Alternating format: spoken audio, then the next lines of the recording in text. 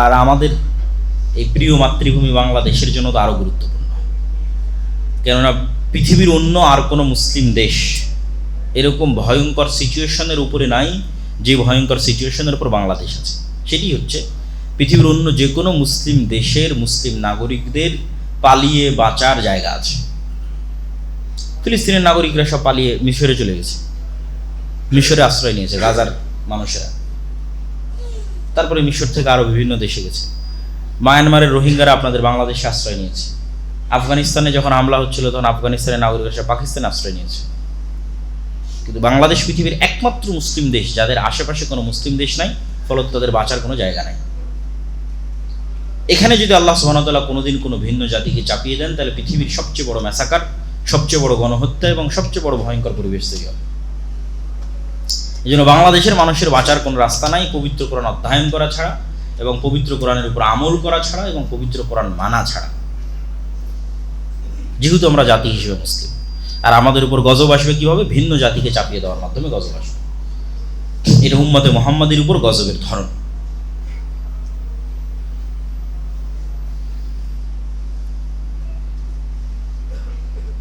কোরআনের ক্ষেত্রে আরও একটি বিষয়, সেটি হচ্ছে আমরা অনেকেই মনে করি যে আমাদের ছোট্ট সন্তানেরা কোরআন শিখবে, তাদেরকে আমরা মক্তবে পাঠাই, মাদ্রাসায় পাঠাই, স্কুলে পাঠাই। কিন্তু আমরা যখন বড় হয়ে যাই তখন আমরা মনে করি যে না, বড় হয়ে গেছি, বয়স হয়ে গেছে, আর কেন কোরআন শিখতে হবে। কিন্তু আপনি আশ্চর্য হবেন যে উম্মতে মুহাম্মাদের প্রথম প্রজন্ম যারা কোরআন শিখেছে, উম্মতে মুহাম্মাদের প্রথম প্রজন্ম, ফার্স্ট জেনারেশন যারা কোরআন শিখেছে, তারা সবাই বয়স্ক। স্বয়ং মুহাম্মদ সাল্লাল্লাহু আলাইহি ওয়াসাল্লাম কোরআন শিখেছেন 40 বছর বয়সে। খাদিজা রাদিয়াল্লাহু তাআলা আনহা কোরআন শিক্ষা শুরু করেছেন 55 বছর বয়সে।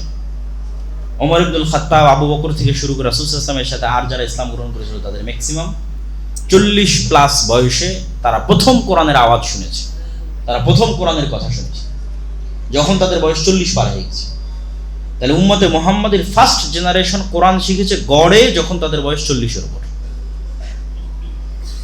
তাহলে এই অজুহাত দিয়ে আমাদের বাঁচার কোনো রাস্তা নাই যে আমার তো বয়স পার হয়ে গেছে, আমি কোরআন শিখবো না। কেন? আমাদের প্রথম জেনারেশন কোরআন শুনেছি যখন তাদের বয়স 40 পার হয়ে গেছে। তারপরে না তাদের ছেলেমেয়েরা যখন মুসলমান হলো, আব্দুল্লাহ বিন ওমর, আব্দুল্লাহ বিন আব্বাস, তখন ছোট ছোট বাচ্চাদের কোরআন শেখানো হলো। কিন্তু রাসূল সাল্লাল্লাহু আলাইহি ওয়াসাল্লাম এবং রাসূল সাল্লাল্লাহু আলাইহি ওয়াসাল্লামের স্ত্রী তারা নিজেরাই যে 40 এবং 55 বছর বয়স, তখন তারা প্রথম কোরআনের আওয়াজ শুনেছে এবং কোরআন শিখেছে, কোরআন মুখস্থ করেছে এবং মানুষকে শিখিয়েছে। তাহলে আমাদের প্রথম জেনারেশন যদি 40+ বছর বয়সে কোরআন মুখস্থ করতে পারে, কোরআন শিখতে পারে, কোরআন শিখাতে পারে, তাহলে আমরা কেন কোরআন শিখতে পারবো না, কোরআন শিখাতে পারবো না, এবং কোরআন মুখস্থ করতে পারবো না, এবং কোরআনের উপর আমল করতে পারবো না? প্রিয় উপস্থিতি, রমাজান মাসে আমরা যতগুলো গুরুত্বপূর্ণ কাজ করব মর্মে আজকে আমরা সংক্ষিপ্ত আলোচনা তুলে ধরছি। তার 1 নম্বর জরুরি গুরুত্বপূর্ণ কাজ আমরা বলেছি সালাত, 2 নম্বর জরুরি গুরুত্বপূর্ণ কাজ বলেছি কোরআন, এবং কোরআনের উপরই আমরা একটু বেশি কথা বলে ফেললাম, কেননা এর সকল বরকত, সকল রহমত সব কিছু কোরআনের সাথে কানেক্টেড এবং কোরআনের কারণে।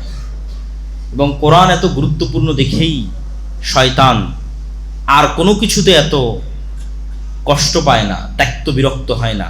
মানুষ যখন কোরআনের কাছে যায় তখন সে যে পরিমাণ ত্যক্ত বিরক্ত এবং ক্ষিপ্ত হয়। এই জন্য অন্য সকল কাজ শুরু করা হয়েছে বিসমিল্লাহ দিয়ে, আর কোরআন শুরু করা হয়েছে আউযুবিল্লাহ দিয়ে। যখন তোমরা কোরআন পড়বে ফাস্তাইজ মিনাশ শাইতানির রাজিম, কোরআনের শুরুতে আগে বলবে আউযু বিল্লাহি মিনাশ শাইতানির রাজিম, আল্লাহ শয়তান থেকে পরিত্রাণ চাই। কেন? শয়তান তোমাকে কোরআন পড়তে দিবে না। ঘন্টার পর ঘন্টা মোবাইল চালাতে তুমি বিরক্ত হবে না, কিন্তু কোরআন পড়বা, পড়া শিখবা এই নিয়ত করতে এবং 5 মিনিটের উপর অটল থাকতে বিরক্ত হয়ে যাবা, এটা তো শয়তান। এই জন্য অন্য সব কাজ আমরা শুরু করছি বিসমিল্লাহ দিয়ে, কিন্তু কোরআন শুরু করছি আউযুবিল্লাহ দিয়ে, এবং এটা ফরজ আউযুবিল্লাহ দিয়ে কোরআন শুরু করা। কেন? আমাদেরকে কোরআন পড়তে দিবে না এই মর্মে সবচেয়ে বড় শক্তি হচ্ছে শয়তান। না, কোরআন আমাদেরকে হেদায়েতের রাস্তায় নিয়ে যাবে, আল্লাহ সুবহানাহু ওয়া তাআলার সাথে নিয়ে যাবে। রমজান মাসে জরুরি আর যে কাজগুলো, আমরা রমজানের একটি সংক্ষিপ্ত রুটিন আপনাদের সামনে তুলে ধরতে চাই, যেটির মধ্যে অন্য জরুরি কাজও আসবে এবং আপনাদের ক্ষেত্রে উপকারী হবে। রমজানের 3টে সময়কে সবচেয়ে গুরুত্ব দিতে হবে। 1, সাহারি এবং সাহারি থেকে নিয়ে সূর্য ওঠা পর্যন্ত, 2 আসরের সালাত থেকে নিয়ে ইফতারি পর্যন্ত, 3 রাতের সালাত। প্রথম সাহারি এবং সাহারি থেকে সূর্য ওঠা পর্যন্ত রাসূল সাল্লাল্লাহু আলাইহি ওয়াসাল্লাম বলেছেন তাসাহারু ফাইন্না ফিস সুহুরি বারাকা, তোমরা সাহারি করো কেননা সাহারিতে বরকত আছে। সাহারিকে কালচার বানাতে হবে, সংস্কৃতি বানাতে হবে। উসমান হাদি বলতো যে আমরা সংস্কৃতির লড়াই করতে চাই। আপনি যদি সাহারিকে কালচার না বানান তাহলে সাহারিতে উঠা বন্ধ হয়ে যাবে। এটাকে আনন্দদায়ক কালচারে বানাতে হবে। সবাই সবাইকে ডাকবে, উঠবে, সাহারিতে রান্না করবে, রান্না করে খাবে, যেটা আমাদের আগে গ্রামে দেখা যেত। এখন অনেকটাই দেখা যাচ্ছে যে সাহারি আমরা অনেকেই করতেই ইচ্ছুক না, উঠতে ইচ্ছুক না, উঠে রান্না করতে ইচ্ছুক না। সাহারিতে উঠার অভ্যাস করতে হবে, সাহারিকে কালচার বানাতে হবে এবং সাহারিতে খেতে হবে রাসূল সাল্লাল্লাহু আলাইহি ওয়াসাল্লামের সুন্নাহ। পরের কথা হচ্ছে সাহারির পরে, ফজরের সালাতের পরে ঘুমানোর যে বদ অভ্যাস আমরা সবাই রপ্ত করে ফেলেছি। এই বদ অভ্যাস থাকলে রমজান মাসকে ভালোভাবে কাজে লাগানো যাবে না, খুব উপকারীভাবে আপনি কাজে লাগাতে পারবেন না। কেননা সব বরকত সকালে থাকে। একদিন সকালকে কাজে লাগিয়ে দেখেন কি পরিমাণ সময়কে আপনি কাজে লাগাতে পারছেন, কত কাজ আপনি সারাদিনে করতে পারছেন, কত কি আপনি শিখতে পারছেন। একদিন করে দেখেন। আপনি সকালে ঘুমাবেন না তা নয়, সূর্য ওঠার পরপরই ঘুমিয়ে যান। সূর্য খুব দ্রুতই ওঠে। ফজরের সালাতের পর হয়তো সর্বোচ্চ 1 ঘন্টা পরে সূর্য উঠে যায়। 40-45 1 ঘন্টা 100 ঘন্টার মধ্যে সূর্য উঠে যায়। সূর্য ওঠা পর্যন্ত অপেক্ষা করার পর আপনি রেস্ট নিতে পারেন। যে ঘুমটা আমরা প্রয়োজন মনে করি, যে রমজান মাসে আমরা একটু ঘুমাতে চাই, তাহলে বেশি উত্তম হবে যদি সাহারির পরে না ঘুমানো যায়, ফজরের পরে না ঘুমানো যায়, অন্তত সূর্য ওঠা পর্যন্ত। তারপরে যদি হালকা রেস্ট নেওয়া যায়, এটা একটা সময়। এই সময়টাকে কাজে লাগালে আপনি পুরো রমজানকে শতভাগ কাজে লাগাতে পারবেন। দ্বিতীয় সময় আসরের পর থেকে নিয়ে মাগরিব পর্যন্ত। রমজানে ইবাদত করতে চাইলে ব্যস্ততা কমাতে হবে, রমজানে ইবাদত করতে চাইলে কাজ কমাতে হবে। যে ব্যবসায়ী তাকে চিন্তা করতে হবে সামনে রমজান আসতেছে, কিভাবে আমি সকল কাজ আগেই কমপ্লিট করে রাখবো যেন রমজানে আমি ঠিক মতো কাজ করতে পারি। যার অফিস আছে, যার স্কুল আছে, শিক্ষা প্রতিষ্ঠান আছে, ডেইলি চাকরি আছে, তারাও একটা প্ল্যান রাখবে যে কিভাবে আমি রমজানে কাজ কমিয়ে নিয়ে আসতে পারি।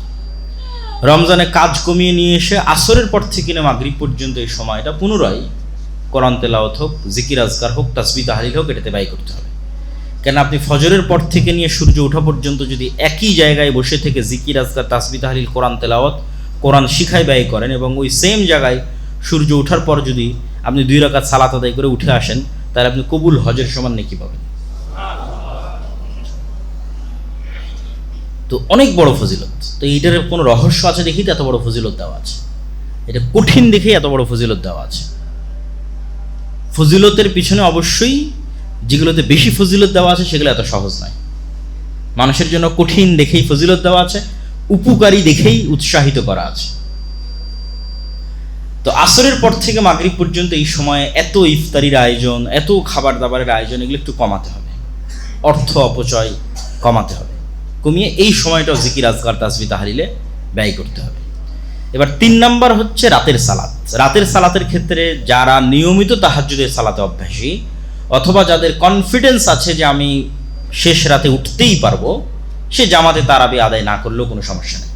বরং তার জন্য এটাই উত্তম যে সে শেষ রাতে উঠে একা একই লম্বা তেলাওয়াতের মাধ্যমে, লম্বা সালাতের মাধ্যমে তাহাজ্জুদের সালাত আদায় করবে এবং তারপরে তাহাজ্জুদ শেষে বেতের শেষে সে সাহারি করবে। আর যদি কারো ক্ষেত্রে মনে হয় যে না, তার শেষ রাতে উঠার অভ্যাস নাই, উঠতে পারবে না, তাহলে তার জন্য জামাতের সাথে তারাবির সালাত আদায় করার যে প্রচলন আমাদের দেশে আছে, এটা কোনো সমস্যা নেই। 5 ওয়াক্ত সালাতের থেকে আমি তারাবির সালাত আদায় করতেছি, আমি ফজিলত পাবো ইনশাল্লাহ। তারাবির সালাত ধীর স্থিরভাবে আদায় করতে হবে, সেই রকম মসজিদই বাছাই করতে হবে, সেই রকম ইমামই বাছাই করতে হবে যারা ধীর স্থিরভাবে কোরআন তেলাওয়াত করে, কোরআনের হকের সাথে কোরআন তেলাওয়াত করে আদায় করবে। রমজানে আর জরুরি কাজের মধ্যে একটি জরুরি কাজ ইফতার, যা সিয়াম পালনকারী 2টা খুশির একটা খুশির সময়। রাসূল সাল্লাল্লাহু আলাইহি ওয়াসাল্লাম ইফতারিতে তাড়াতাড়ি করতে বলেছে। এই তাড়াতাড়ি করার আনুষ্ঠানিকতাটাই রমজানের গুরুত্ব, সিয়ামের গুরুত্ব। এই তাড়াতাড়ির আনুষ্ঠানিকতা না থাকলে এই সিয়ামের গুরুত্ব থাকবে না। কখন সূর্য ডুবে গেছে আমার কোনো পরোয়াই নাই, রাত 8টায় গিয়ে ইফতারি করলাম, আর ওই মজা, ওই মাহাত্ম্য রমজানের আপনি তৈরি করতে পারবেন। রমজানের মাহাত্ম্য হচ্ছে আমি অপেক্ষা করব কখন সূর্য ডুবতেছে, ডুবা মাত্রই আমি ইফতারি করব। এটাই মর্যাদা, এটাই সম্মান, এটাই নিয়ম, এটাই মূলনীতি। রাসূল সাল্লাল্লাহু আলাইহি ওয়াসাল্লাম এটাই বলে গেছেন যে ইহুদিরা দেরিতে ইফতার করে, কিন্তু এটা আল্লাহর আনুগত্যের শানে যায় না। আল্লাহ চান যতক্ষণ বিরত থাকতে বলেছিলাম অতক্ষণ বিরত, এখন বিরত থাকা যাবে না, এখন তাড়াতাড়ি খাও, এটাই আমার আনুগত্য। আমার সাথে তোমাকে মাতাব্বরি করার দরকার নাই। তাহলে আমি এখন ভাঙতে বলেছি মানে তুমি সাথে সাথে ভাঙতেছো, মানে তুমি আমার সত্যিকার অনুগত বান্দা। আর তুমি দেরি করতেছো মানে তুমি অনেক বড় তাকওয়ালা পরহেজগারিতা আমাকে দেখাচ্ছ, এটা আমার দরকার নেই। আমার কথার সাথে সাথে অনুসরণই হচ্ছে আল্লাহর আনুগত্য। এই জন্য ইফতারিতে দেরি করা যাবে না, কোনো সতর্কতামূলক দেরি বলে কিছু নয়। 2-3 মিনিট 3-4 মিনিট আগে করবো এরকম নয়। সূর্য ডোবার যে নির্ধারিত সময় এখনকার প্রযুক্তির মাধ্যমে খুব ভালোভাবে আমরা জানতে পারি, সেইটির সাথে সাথে আমাদের ইফতার করা সুন্নাহ। রমজান মাসে আর যে সমস্ত জরুরি কাজে আমরা যুক্ত হয়ে থাকি অথবা হতে চাই অথবা হতে পারি, তার একটি হচ্ছে ইতিকাফ, তার একটি হচ্ছে লাইলাতুল কদর, তার একটি হচ্ছে যাকাত। যদিও এগুলো প্রত্যেকটার উপরেই আলাদা আলাদা আলোচনা করা যাবে, সংক্ষিপ্ত করে আমি বলে নিচ্ছি। লাইলাতুল কদর এবং ইতিকাফ এই দুটো রমজানের শেষ 10 দিনের সাথে সম্পৃক্ত। আমরা অনেকেই মনে করি যে আমরা ইতিকাফে বসলাম, বসে বই পুস্তক পড়ব, বক্তব্য শুনব, এটা করা ঠিক নয়। রমজানে কালামুন নাসের সাথে কোনো সম্পর্ক নাই, রমজানে মানুষের কথার সাথে কোনো সম্পর্ক নাই, মানুষের লেখা বইয়ের সাথে কোনো সম্পর্ক নেই। রমজানে লাইলাতুল কদর হোক, রমজানে ইতিকাফ হোক, শুধু কালামুল্লাহ, আল্লাহর কালামের সাথে সম্পর্ক। আল্লাহর কালাম বুঝার চেষ্টা করা, আল্লাহর কালাম পড়ার চেষ্টা করা। বাকি 11 মাস বড় বড় আলেম ওলামার বক্তব্য শোনারও সময় আছে, বড় বড় আলেম ওলামার বই পড়ারও সময় আছে, কিন্তু রমজান শুধু আল্লাহর কালাম, শুধু আল্লাহর বাণী। এই জন্য ইতিকাফে বসলেও বড় ইবাদত কোরআন তেলাওয়াত। লাইলাতুল কদরের রাত জেগে সালাত আদায়ের পরে সবচেয়ে বড় ইবাদত কোরআন তেলাওয়াত এবং কোরআন বুঝার চেষ্টা করা। আফালা ইয়াতাদাব্বারুনাল কোরআন আম আলা কুলুবিহিম আকফালুহা, তারা কি কোরআন বুঝার চেষ্টা করে না, না তাদের অন্তরকে তালাবদ্ধ করা হয়েছে? খাতামাল্লাহু আলা কুলুবিহিম, না তাদের অন্তরে মোহর মারা হয়েছে? কোরআন বুঝার চেষ্টা করতে হবে। রমজানের জরুরি কাজগুলোর মধ্যে লাইলাতুল কদরে পরিবার সহ রাত্রি জাগরণ করা, ইতিকাফে বসা এবং হিসাব করে পুঙ্খানুপুঙ্খরূপে যাকাত বের করা। যাকাতের গুরুত্ব, যাকাতের তাৎপর্য এবং যাকাতের হিসাবের উপর আমরা আরেকদিন বিস্তারিত আলোচনা করব। তবে সংক্ষিপ্ত এতটুকু যে সবগুলোর পিছনে মূল উদ্দেশ্য তাজকিয়াতুন নাফস, অন্তরকে পরিশুদ্ধ করা। আল্লাহ কোরআনে বলছেন যে কুতিবা আলাইকুমুস সিয়াম, তোমাদের উপর সিয়ামকে ফরজ করা হয়েছে। কেন? লাআল্লাকুম তাত্তাকুন, যেন তোমরা পরহেজগার হতে পারো, তোমাদের অন্তর যেন আল্লাহ ভীরু হওয়ার প্রশিক্ষণ পায়। তো অন্তরের তাজকিয়ার জন্য যেমন অন্তরের উপর কাজ চাপানো জরুরি, সেরকম অন্তরের অন্য আর ব্যাধি আছে, এগুলো থেকে তাকে মুক্ত করা জরুরি। অন্য রোগ আছে, অহংকার আছে, লোভ আছে, লালসা আছে, কৃপণতা আছে, এগুলো অন্তরের রোগ, অন্তরের অসুখ। এই জন্য যখনই আল্লাহ সুবহানাহু ওয়া তাআলা সালাতের কথা বলেছে তখনই যাকাতের কথা বলেছে, যখন এমনি আল্লাহর ইবাদতের কথা বলেছে তখনই দানের কথা বলেছে। কারণ এটার মাধ্যমে অন্তরের রোগ মুক্ত হয়, অন্তর কৃপণতা মুক্ত হয়, অন্তর লোভ মুক্ত হয়, অন্তর লালসা মুক্ত হয়। এবং বাধ্যতামূলক একটা তৈরি করে দেওয়া হয়েছে, তোমাকে যাকাত দিতে হবে, ফিতরা দিতে হবে, অবশ্যই বাধ্যতামূলক। এর বেশি তো আরো দান করতেই হবে। তাহলে আমাদের অন্তরের কৃপণতা এবং লোভ লালসা থেকে বাঁচতে আমাদের যাকাত দিতে হবে, যাকাতের হিসাব করতে হবে। এবং এই রমজান মাসে পুঙ্খানুপুঙ্খরূপে যাকাতের হিসাব করে যাকাত বের করার চেষ্টা করতে হবে। রাসূল সাল্লাল্লাহু আলাইহি ওয়াসাল্লাম রমজান মাসে এমন বেশি দান করতেন, পূর্ব দিক থেকে প্রবাহিত বাতাসের চেয়েও বেশি দান করতেন। তথা কিছু ধরে রাখতেন না, দিতেই থাকতেন। মানুষ যত দিবে আল্লাহ মানুষকে তত দিবেন, এটি মূলনীতি। মানুষ যত দয়া করবে আল্লাহ তত দয়া করবেন। মানুষ যত আরেক মানুষকে ক্ষমা করবে আল্লাহ ওই মানুষকে তত ক্ষমা করবেন। মানুষ আরেক মানুষকে যত খাওয়াবে আল্লাহ ওই মানুষকে তত খাওয়ার ব্যবস্থা করে দিবেন। মানুষ আরেক মানুষের যত রিজিকের ব্যবস্থা করে দিবে আল্লাহ এই মানুষের তত রিজিকের ব্যবস্থা করে দিবেন। আপনার দান আর যাকাতের টাকা তো আল্লাহ নিয়ে চলে যাবে না, আপনার দান আর জাকাতের টাকা দিয়ে আর এক মানুষের খাবারের ব্যবস্থা হবে। এটাই মহত্ব ইসলামের। এই জন্য ইফতারির ক্ষেত্রে কি বলা হয়েছে, যে কেউ যদি আর একজন সিয়াম পালনকারীকে ইফতার করে তাহলে ওরও সিয়ামের নেকি সে পাবে। তাহলে আর একজনের সিয়ামের নেকি আমি পেলাম কি শুধু খাওয়ানো দিয়ে? তাহলে খাওয়ানো একটা ইবাদত না হলে কিভাবে শুধু খাওয়ানো দিয়ে আরেকজনের সিয়ামের নেকি পাওয়া যায়? রাসূল সাল্লাল্লাহু আলাইহি সাল্লামকে জিজ্ঞেস করা হলো, আইয়ুল ইসলামে আফজাল, ইসলামের সর্বশ্রেষ্ঠ ইবাদত কোনটা বলেন? তা আল্লাহ নবী বললেন, ইসলামের সর্বশ্রেষ্ঠ ইবাদত দুইটা, পরিচিত অপরিচিত সবাইকে সালাম দিবা আর মানুষকে শুধু খাওয়াবা। খাওয়ানো ইবাদত। তাহলে একজন সিয়াম পালনকারীকে শুধু খাওয়ানোর মাধ্যমে আমি তার সিয়ামের নেকি পেয়ে যাচ্ছি। এই জন্য দেখবেন মক্কা মদিনায় গেলে এই কালচারটা তারা ধরে রেখেছে, ইফতার করানো। আলহামদুলিল্লাহ আমরাও উদ্যোগ নিয়েছি যে আমাদের দাওয়া সেন্টারে ইফতারির ব্যবস্থা থাকবে, এবং আমাদের দাওয়া সেন্টার থেকে আশেপাশের ফুটপাতে থাকুক, অসহায় রিক্সা চালক থাকুক বা যারাই থাকুক, তাদের মধ্যে আমরা প্রতিদিন আমাদের সামর্থ্য অনুযায়ী যত প্যাকেট সম্ভব আমরা ইফতার বিতরণ করার চেষ্টা করব। আপনারা নিজেরাও যদি মনে করেন তাহলে এখানেও ইফতারিতে আসতে পারেন, এবং আপনারা যদি মনে করেন এখানের যে ইফতারি প্রজেক্ট আছে সেটিতে অংশগ্রহণ করবেন তাহলে সেটিতে অংশগ্রহণ করতে পারেন। সেটি দিয়ে আমরা যতদূর সম্ভব এখানেও ইফতারির ব্যবস্থা, এবং বাইরের যে সমস্ত অসহায় গরিব মিসকিন ফুটপাতে থাকে, রাস্তাঘাটে ভিক্ষুক, রিক্সা চালক, আরও যারা আছে তাদের সকলের মধ্যে আমরা ইফতার বন্টনের একটি প্রজেক্ট হাতে নিয়েছি। এটিতে আপনারা অংশগ্রহণ করতে পারেন। আল্লাহ সুবহানাহু ওয়া তাআলা আমাদের কবুল করুক, আল্লাহুম্মা আমিন। রমজানের সাথে সংশ্লিষ্ট তিনটা জরুরি মাসালা: কাফফারা, ফিদিয়া, কাজা। রমজানের মাসালাগুলোর মধ্যে এই তিনটা মাসালা একটা আরেকটার সাথে কিন্তু মিল নাই। একটার নাম কাফফারা, একটার নাম ফিদিয়া, একটার নাম কাজা। কখন কাজা, কখন কাফফারা, কখন ফিদিয়া? আল্লাহ সুবহানাহু ওয়া তাআলা সকল ইবাদতে অপশন রেখেছেন, এক্সকিউজ, অপশন, সুযোগ, ছাড়। শুধু সালাতে নাই, শুধু সালাতে নাই। তুমি অসুস্থ কি, তুমি কি অবস্থায় আছো এটা দেখে লাভ নেই, সালাত আদায় করতে হবে। তো সিয়ামের ক্ষেত্রে আল্লাহ সুবহানাহু ওয়া তাআলা অসুস্থ ব্যক্তিকে, সিয়ামের ক্ষেত্রে মুসাফির ব্যক্তিকে তাদের সিয়াম ছাড়ার অনুমতি দেওয়া আছে। বয়োবৃদ্ধ ব্যক্তিকে, যার আর কখনো সুস্থ হওয়ার সুযোগ নাই, গর্ভবতী মাকে, দুগ্ধদানকারিণী মাকে, এবং হায়েজ ও নিফাস তথা সন্তান প্রসবের পর যে রক্ত প্রবাহিত হয় এবং প্রতি মাসে যে রক্ত প্রবাহিত হয়, এই অবস্থায় যে সমস্ত মা এবং বোনেরা আছে তাদেরকে, এই ধরনের মানুষকে আল্লাহ সুবহানাহু ওয়া তাআলা সিয়াম ছেড়ে দেওয়ার অনুমতি দিয়েছেন, বা সিয়াম ছেড়ে দিবে, এটি বিধান। এখন এই যে এতগুলো ধরনের মানুষ তারা যে সিয়াম ছাড়তেছে, তাদের সিয়ামের কাজা, কাফফারা না ফিদিয়া? আমরা শুরু করি কাফফারা দিয়ে।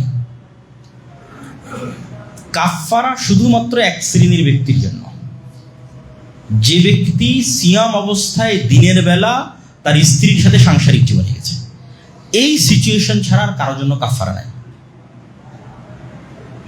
তথা কেউ যদি সিয়াম অবস্থায় ইচ্ছা করে খাবার খেয়ে সিয়াম ভেঙে দেয়, তার জন্য কাফফারা নেই। গুনাহে কাবিরা, অনেক বড় গুনাহ। ফরজ সিয়াম ভেঙে দিল, অনেক বড় গুনাহ, কোনো কারণ নাই, কোনো লজিক নাই, কিন্তু কাফফারা নাই। কি আছে সেটা আমরা পরে বলতেছি। তাহলে কাফফারা শুধু ওই ব্যক্তির জন্য যে সিয়াম অবস্থায় দিনের বেলা তার স্ত্রীর সাথে সাংসারিক জীবনে গেছে, তার জন্য কাফফারা। এই কাফফারা এক টানা 60 দিন সিয়াম পালন করা, এক টানা, বিরতি ছাড়া, বিরতিহীন এক টানা 60 দিন সিয়াম পালন, অথবা 60 জন মিসকিনকে খাওয়া, অথবা গোলাম আজাদ করা। যেটা আমি বলেছি যে সিয়ামের মাধ্যমে গুনাহের কাফফারা হয়, অর্থ আদায়ের মাধ্যমে গুনাহের কাফফারা হয়। এখানে তিনটার কিন্তু দুটো অর্থ আর একটা সিয়াম। তথা তুমি দিনের বেলা স্ত্রীর কাছে গেছো সিয়াম অবস্থায় রমজান মাসে, তাহলে এই গুনাহটা ক্ষমা হবে আবার সিয়াম রাখার মাধ্যমে। কয়টা সিয়াম? 60টা সিয়াম। তাহলে সিয়াম রাখলে গুনাহ মাফ হয়। অথবা আর দুইটার মাধ্যমে, যেগুলো অর্থনৈতিক, টাকা দিয়ে গোলাম আজাদ করো, অথবা টাকা দিয়ে 60 জন মিসকিনকে খাওয়াও। তাহলে এই কাফফারা শুধু এই শ্রেণীর মানুষের জন্য। কাজা, এই কাফফারা বাদে আর যে কোনো কারণে কেউ সিয়াম ভেঙেছে এবং পুনরায় সিয়াম রাখার সামর্থ্য আছে, পরের পয়েন্টটাই হচ্ছে গুরুত্বপূর্ণ, যে পুনরায় সিয়াম রাখার সামর্থ্য আছে। সিয়াম ভেঙেছে এই কারণ ছাড়ার যে কোনো কারণে, তথা যেটার জন্য আমরা কাফফারা বললাম, ওই কারণ ছাড়ার যে কোনো কারণে সিয়াম ভেঙেছে। অসুস্থতার কারণে ভাঙতে পারে, সফর অবস্থায় আছে তার কারণে ভাঙতে পারে, ইচ্ছাকৃত ভাঙতে পারে, হায়েজ নেফাসের কারণে ভাঙতে পারে তাদের, এবং পরবর্তীতে রাখার সুযোগ আছে এই ব্যক্তির জন্য কাজা, তথা ওই সমান সিয়াম একটা সে আদায় করে নেবে। যে কয়টা সিয়াম ভাঙবে সে কয়টা সিয়াম আর এক সময় আদায় করবে। এ হলো কাজা। ফিদিয়া, যে এইরকম কোনো কারণে সিয়াম ভেঙেছে, তথা ওই যেটার কারণে কাফফারা ওঠার কারণে নয়, স্বাভাবিক যে কোনো কারণে সিয়াম ভেঙেছে, কিন্তু আর সিয়াম রাখার সুযোগ নাই। দেখা যায় এমনভাবে অসুস্থ হয়ে গেছে, অসুস্থ হতে পারে, অথবা মারাই গেছে, দুনিয়া থেকে বিদায় নিয়েছে, তথা আর সিয়াম রাখার সে সুযোগ পাচ্ছে না বা পায়নি। তাহলে আমরা বলতে পারি, কিভাবে সারমর্ম করতে পারি, স্থায়ী অসুস্থ অথবা স্থায়ী বার্ধক্য। স্থায়ী অসুস্থ এবং স্থায়ী বার্ধক্য, এই দুই ধরনের ব্যক্তির জন্য ফিদিয়া। দাদা, একদিন সিয়াম সমান একদিন মিসকিনের খাবার, একজন মিসকিনের একদিনের খাবার। তো আলেম ওলামা আগের যুগের ফোকাহাগণ গণনা করেছে হিসাবপাতি করে, তাদের রাসূল সাল্লাল্লাহু আলাইহি ওয়াসাল্লামের কিছু হাদিসকে সামনে রেখে,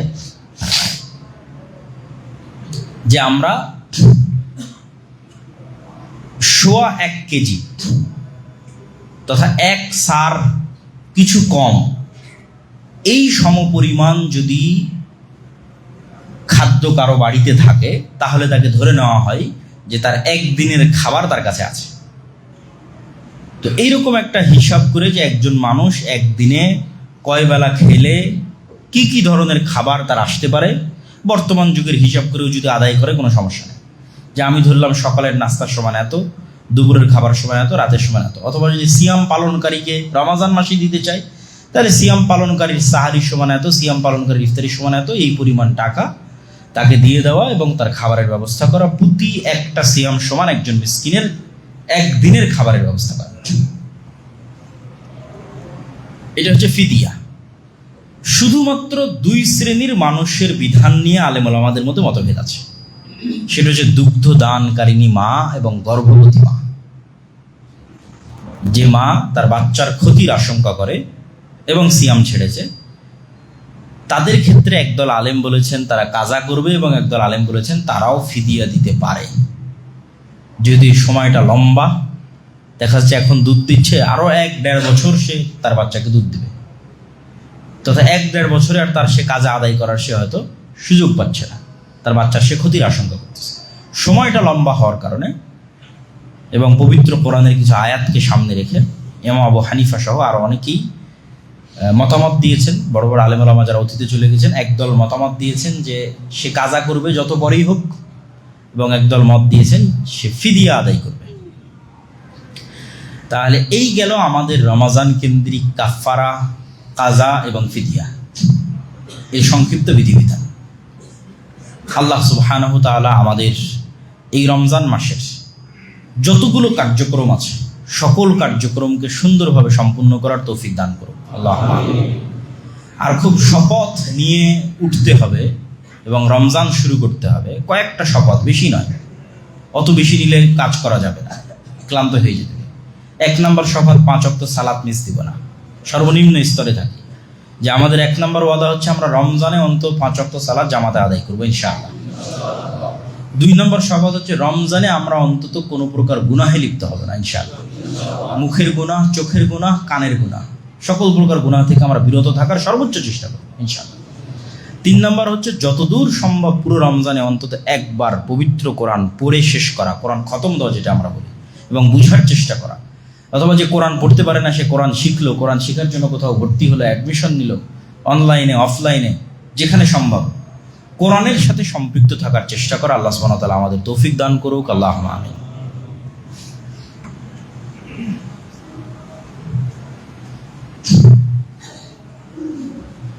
আলহামদুলিল্লাহ ওয়াহদা ওয়াসসালাতু ওয়াসসালামু আলা মান লা নাবিয়্যা বা'দাহ। বানু ইসরাঈলের উপর যখন তাওরাত অবতীর্ণ করা হয়, ওয়ারাফা'না ফাওকাকুমুত তুর, তাহলে তাওরাত কত গুরুত্বপূর্ণ যে তোমরা তাওরাত মানতে বাধ্য, এই ওয়াদা নেওয়ার জন্য আল্লাহ তুর পাহাড়কে বানু ইসরাঈলের মাথার উপর তুলে ধরেছে। এই তোমরা ওয়াদা করো যে তোমরা তাওরাত পড়বা এবং মানবা, না হলে কিন্তু পাহাড় ছেড়ে দিলাম। এটা তাওরাতের ক্ষেত্রে বানু ইসরায়েলের সাথে ঘটানো হচ্ছে। তখন বানু ইসরায়েল ওয়াদা করলো যে হ্যাঁ, আমরা তাওরাতের উপর ঈমান আনয়ন করলাম, তাওরাত পড়বো এবং মানব। তাহলে তাওরাতের মতো কিতাব অমান্য করলে পাহাড় ছেড়ে দিয়ে বানু ইসরায়েলকে ধ্বংস করে দেওয়া হবে। একই অবস্থা উম্মতে মুহাম্মাদের। হ্যাঁ, অন্য উম্মতকে যেভাবে ধ্বংস করা হয়েছে উম্মতে মুহাম্মাদীকে সেভাবে করা হবে না। উম্মতে মুহাম্মাদীকে ধ্বংস করার ধরন ভিন্ন। যেমন নূহ আলাইহিস সালামের কওমকে ধ্বংস করা হয়েছে বন্যা দিয়ে, আদ সামুদকে ধ্বংস করা হয়েছে ঝড় এবং বিকট আওয়াজ দিয়ে, লূত আলাইহিস সালামের কওমকে ধ্বংস করা হয়েছে শহর উল্টিয়ে আকাশ থেকে অগ্নি বৃষ্টি করার মাধ্যমে, ফেরাউনের কওমকে ধ্বংস করা হয়েছে ডুবানোর মাধ্যমে। উম্মতে মুহাম্মাদী যদি কোরআনকে অবমূল্যায়ন করে তো উম্মতে মুহাম্মাদী কি দিয়ে ধ্বংস হবে? উম্মতে মুহাম্মাদীর ধ্বংসের মাধ্যম হচ্ছে, যেহেতু রাসূল সাল্লাল্লাহু আলাইহি ওয়াসাল্লাম উম্মতে মুহাম্মাদীর জন্য দোয়া করেছেন যে তাদের যেন সমূলে ধ্বংস না করা হয়, সেহেতু সমূলে ধ্বংস হবে না। তাহলে উম্মতে মুহাম্মাদীর উপর গজব কোনটা? উম্মতে মুহাম্মাদীর উপর কোরআন অবমূল্যায়নের গজব হচ্ছে তাদের উপর ভিন্ন জাতিকে চাপিয়ে দেওয়া হবে। বাগদাদে হালাকু খা চেঙ্গিস খা যা করেছে, ফিলিস্তিনে ক্রুসেডাররা যা করেছে, আজকে ইহুদিরা যা করছে, রোহিঙ্গাতে মায়ানমারে মুসলমানদের উপর যা হচ্ছে, এগুলোর মূল কারণ যদি আমরা দুনিয়ার কারণ না দেখি, যে অলৌকিক কারণ কি, আধ্যাত্মিক জগতের কারণ কি, অদৃশ্য কারণ কি, গায়েবের কারণ কি, মূল কারণ তো চোখের সামনে দেখাই যায়, বাস্তব কারণ তো চোখের সামনে দেখাই যায়। অদৃশ্য গায়েবের কারণ কি? অদৃশ্য গায়েবের কারণ হচ্ছে কোরআনের মূল্যায়ন আমাদের কাছে অতটুকু। যে অবস্থায় আমরা আজকে আছি এই অবস্থাটা কোরআনের আমাদের কাছে। আজকে মায়ানমারের রোহিঙ্গা মুসলমানদের অবস্থা যেমন, আসলে কোরআনের অবস্থাটাই ফুটে উঠতেছে যে কোরআনের চিত্র এরকম তাদের বাড়িতে, তাদের ঘরে, তাদের সমাজে। কোরআন এরকম অবহেলিত। তাহলে উম্মতে মুহাম্মাদীর উপর গজবের কারণ হচ্ছে কিতাব অবমূল্যায়ন করা। গজবের ধরন কি? ভিন্ন জাতি এবং ভিন্ন কওমকে চাপিয়ে দেওয়া। এবং রাসূল সাল্লাল্লাহু আলাইহি ওয়াসাল্লাম হাদিসেও বলেছেন, ইন্নাল্লাহ ইয়াদা বিহাদাল কিতাবে আকওয়াম ওয়া ইয়াদউ বিহি আখারিন। আল্লাহ সুবহানাহু তাআলা এই কিতাবকে দিয়ে, ইয়ারফাউ বিহাদাল কিতাব, এই কিতাবকে দিয়ে আমার উম্মতের একদল মানুষকে উপরে উঠিয়ে দিয়েছে, আর এই কিতাবকে দিয়ে আমার উম্মতের একদল মানুষকে নিচে নামিয়ে দিয়েছে। তাহলে এই কিতাবকে দিয়ে যাদের উপরে উঠিয়ে দিয়েছে তারা এই কিতাবকে মূল্যায়ন করত। আমর ইবনুল আস, খালিদ ইবনুল ওয়ালিদ, তারা যখন যুদ্ধের মাঠে যেত, ওমর ইবনুল খাত্তাব, আলী ইবনে আবি তালেব, তাদের যে দাপট বিশ্বে ছিল, এটা মূলত কোরআনের মূল্যায়ন তাদের বাড়িতে, তাদের ঘরে, তাদের অন্তরের বহিঃপ্রকাশ ছিল জাতির উপরে, পৃথিবীর অন্য জাতির উপরে। এই জন্য কোরআন খুবই গুরুত্বপূর্ণ।